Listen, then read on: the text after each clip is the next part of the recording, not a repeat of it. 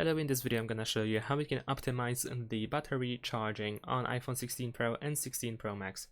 So in order to do that, we need to open the settings, then go to battery and choose charging. Over here we have charge limit. Now why would you use anything less than 100%?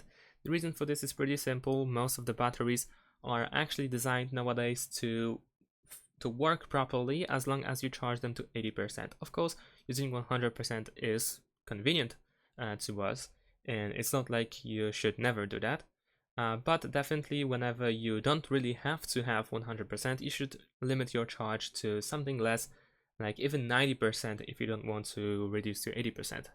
However, over here we can move the slider in order to adjust the percentage, and if you change it, then you have this information that keeping your charge limit below 100% helps preserve your battery lifespan over time. So you keep the battery in a better health condition if you set it for lower than 100%.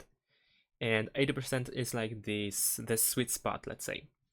And of course, if you change it, then you can allow until tomorrow, so that the next day the charge limit will drop back to 80%.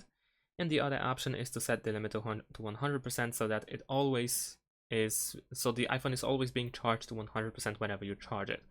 When you use 100%, then we have the optimized battery charging, where we can read that when the charge limit is set to 100%, you can allow iPhone to wait to finish charging past 80% until the time you need to use it. So if you actually want to always have 100% charge limit, then you should consider enabling this option as well, optimized battery charging. Of course, you can disable it, and once again, you can disable it until tomorrow, or turn it off completely. However, of course, like it is even stated over here, this option helps reduce battery aging. So keep that in mind. So if you don't care about the battery at all, then of course you can turn it off. However, it is recommended to actually use at least the optimized battery charging.